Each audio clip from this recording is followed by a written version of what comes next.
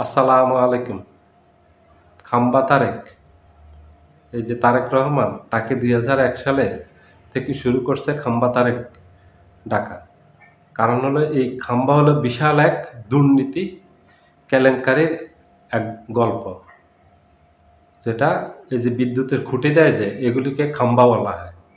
এই বিদ্যুতের খুঁটি নিয়ে বিশাল মাপের এক দুর্নীতি করছিল তখন এই বিএনপি সরকার ২০০১ সালে। আর সেটার সাথে সরাসরি জড়িত ছিল এই তারেক রহমান এবং তারেক রহমানের বন্ধু মামুন, গিয়াসউদ্দিন আল মামুন। এই দুজনে মিলে তৎকালীন সময়ের সবচেয়ে বড় দুর্নীতিটা করছে এখান থেকে। শত শত কোটি টাকা তখন দুর্নীতি করছে। এজন্য তৎকালীন সময়ে একটা ব্যাপক আলোচিত ঘটনা ছিল এই খাম্বা কেলেঙ্কারি, যেটা যেটাকে বলা হয় খাম্বা কেলেঙ্কারি। ১৯৯৬ সালে শেখ হাসিনা সরকার প্রথম ক্ষমতায় আসে ২১ বছর পর, ৭৫-এর পর। ৯৬ সালে এসে শেখ হাসিনা ব্যাপক দুর্নীতি করছে। কিন্তু শেখ হাসিনা ৫ বছর ক্ষমতায় ছিল, একবারও দুর্নীতির চ্যাম্পিয়ন হয়নি। বিএনপি ৫ বছর ক্ষমতায় ছিল ২০০১ থেকে ২০০৬ সাল পর্যন্ত। ৩ বছর পর পর দুর্নীতিতে চ্যাম্পিয়ন হয়েছে। পুরো বিশ্বব্যাপী যতগুলি দেশে সবচেয়ে বেশি দুর্নীতি হয় তার মাঝে বাংলাদেশ চ্যাম্পিয়ন হয়েছে। তাহলে বুঝতে পারেন কি পরিমাণ দুর্নীতি হয়েছে ৯৬ সালে। দুঃখিত, ২০০১ থেকে ৬ সালে বিএনপির সরকারের সময় এই প্রত্যেকটা জায়গায় দুর্নীতির সাথে এই তারেক রহমান জড়িত ছিল। এই যে হাওয়া ভবনের কথা বলা হয়, এই হাওয়া ভবনে বসে আলাদা আরেকটা কার্যালয়, প্রধানমন্ত্রী, ওটা আরেকটা প্রধানমন্ত্রীর কার্যালয় ছিল। এই তারেক রহমান ছিল আরেক প্রধানমন্ত্রী। তখন বলা হতো দেশে ২ জন প্রধানমন্ত্রী। একজন বেগম খালেদা জিয়া, আরেকজন হচ্ছে তারেক রহমান। মা ছেলে ২ জন প্রধানমন্ত্রী, ২ জায়গায় ২ জনের কার্যালয়। হাওয়া ভবন ছিল তারেক জিয়ার কার্যালয়। সেখানে তাকে হাওয়া ভবন থেকে সে নিয়ন্ত্রণ করত দেশে। এই ওখানে বসেই যত দুর্নীতি, যত অপশাসন, যত দুঃশাসন সব ওখানে থেকে করছে। তার অপকর্মের ফসল হলো ১/১১ ঘটছে তার কর্মের কারণে, তারেক জিয়ার কারণে। তারেক জিয়ার অনেকগুলি কারণে। শুধু এই খাম্বা কেলেঙ্কারি না। তখন যে ৩ বছর পর পর চ্যাম্পিয়ন হইছে দুর্নীতিতে, প্রত্যেকটা দুর্নীতির সাথে সে সরাসরি জড়িত ছিল। প্রত্যেকটার থেকে সে পার্সেন্টেজ নিত। এটা সবাই জানে। তখন সব পত্র-পত্রিকায় এটা আসতো এবং সবচাইতে আলোচিত ঘটনা ছিল। পুরনো পেপারগুলি সব দেখতে পারেন ২০০১ থেকে ২০০৬ সাল পর্যন্ত। প্রতিটা পেপারে, প্রত্যেকটা পত্রিকাতে আপনারা পাবেন। ব্যাপকভাবে চাঁদাবাজি হইছে, ব্যাপকভাবে লুটতারাজ হইছে, ব্যাপকভাবে এ ঘুষ দুর্নীতি হইছে। এগুলির সাথে, সবগুলির সাথে তারেক জিয়া জড়িত ছিল। হাজার হাজার কোটি টাকা কামাই নিছে তখন। তার উপর দুর্নীতির ব্যাপক অভিযোগ ছিল এবং প্রমাণিত ছিল সবগুলি। এই যে শেখ হাসিনা বারবার বলতো যে খাম্বা যুগে আবার আমরা ফিরে যাব না।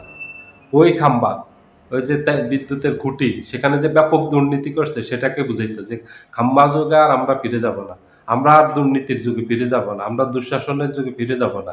২০০১ থেকে ২০০৬ সাল পর্যন্ত বাংলাদেশের ইতিহাসে এত পরিমাণ দুর্নীতি হয়নি। যে ব্যাপক দুর্নীতি হয়েছে ৬ সাল পর্যন্ত, এটা আর কখনো হয়নি। দুর্নীতিতে চ্যাম্পিয়ন হয়নি। এত দুর্নীতি করছে এবং প্রত্যেকটার সাথে তারেক রহমান জড়িত ছিল। এবং এই হাওয়া ভবনের মাধ্যমে রাজনীতি নিয়ন্ত্রণ করত, দুর্নীতি নিয়ন্ত্রণ করত, ক্ষমতা নিয়ন্ত্রণ করত, কিন্তু প্রধানমন্ত্রী না, ওর কোনো পদ নেই। এই অবৈধভাবে। তার কারণে দলের মাঝে বিশাল এক বিভক্তি তৈরি হয়েছে। তৈরি হয়ে দলের সিনিয়র বেশিরভাগ নেতা তার বিপক্ষে ছিল। এই যে সাইফুর রহমান সাহেব, তৎকালীন মহাসচিব আব্দুল মান্নান ভূঁইয়া, এই যে কর্নেল অলি আহমেদ সহ সিনিয়র যত নেতৃবৃন্দ আছেন, সবাই তার কারণে পরবর্তী সময়ে দল থেকে বেরিয়ে গেছে এবং কিছু দলের ভিতর থাকলেও ওনারা নিষ্ক্রিয় অবস্থায় আছে। তার কারণে ১/১১ ঘটছে। দলের তৎকালীন সিনিয়র সকল নেতা তার বিপক্ষে ছিলেন। কারণ সিনিয়র সকল নেতা তার বাবার সাথে রাজনীতি করছেন, তার বাবার বয়সী, জিয়াউর রহমানের বয়সী এবং অনেকে জিয়াউর রহমানের থেকেও বড় বয়সী সিনিয়র। তাদের সাথে সে বেয়াদবি করত তখন। এগুলি তখন খুব আলোচিত ঘটনা ছিল। এগুলি তৎকালীন নেতাদের মাঝে ক্ষোভের সৃষ্টি করে।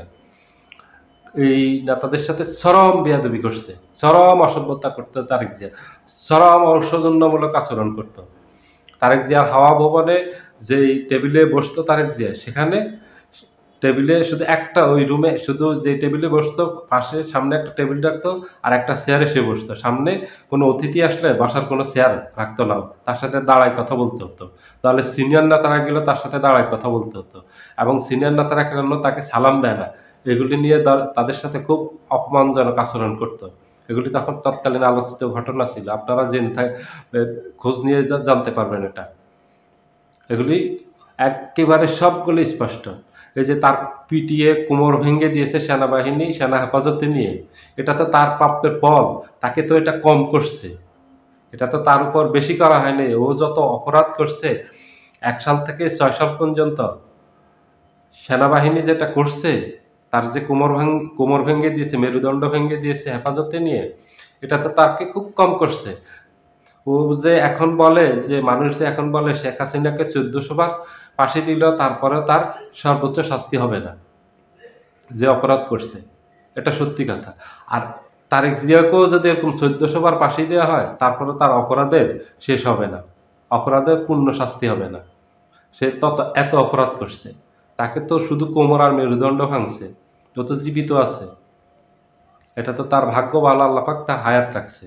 ও যে অপরাধ করছে ওখানে, এই ২০০১ থেকে শুধু ২০০৬ সাল পর্যন্ত, ও অনেকগুলি হত্যাকাণ্ডে, যেমন আপনার এই যে বসুন্ধরা গ্রুপের এই যে চেয়ারম্যান, তার ছেলে, বড় ছেলে তানভীর, ও একটা মানুষকে হত্যা করছে।